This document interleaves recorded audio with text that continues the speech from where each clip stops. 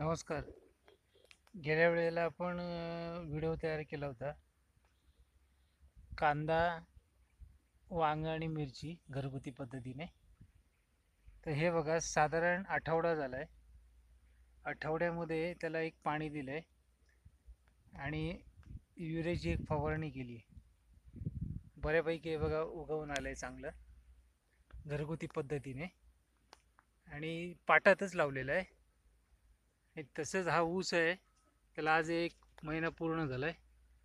हे बघा कसा जोमात आलाय. त्याला आज पाणी सोडलंय बऱ्यापैकी. हा बघा,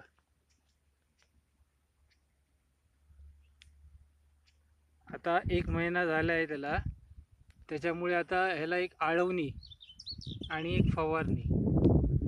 आळवणी ही असते, ही जे नोझल असतं पंपाचं, ती उसाच्या खाली देठाला फवारायची असते. आणि त्याच्यासाठी औषधं टॉनिक म्हटलं तर 1261 एक 100 ग्रॅम, थोडा युरिया नसेल तरी चालेल, काय हरकत नाही. पण 6B 6 ग्रॅम आणि 19-19-19 खत. त्याच्यानंतर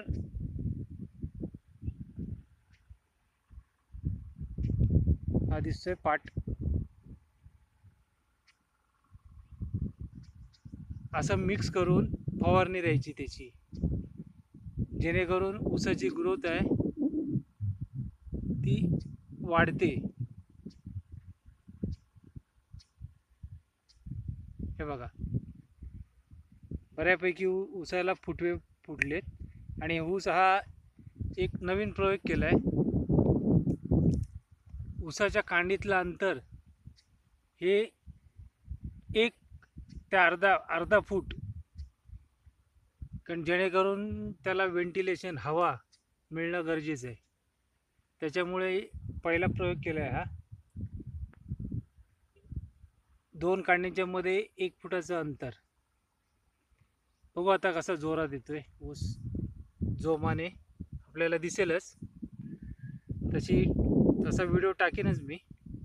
पण आता बऱ्यापैकी हा 1 महिना पूर्ण झालाय, घाण पण आलेली आहे.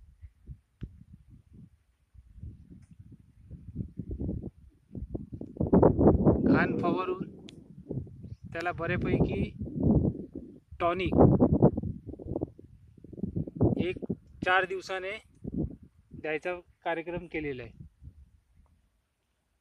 कसा वाटला व्हिडिओ तुम्हाला? अशीच माहिती तुम्हाला देत जाईल. व्हिडिओ आवडला असेल तर लाईक करा, व्हिडिओला सबस्क्राईब करा आणि जास्त जास्त लोकांपर्यंत जाईल त्यासाठी शेअर करा. जय हिंद, जय भारत.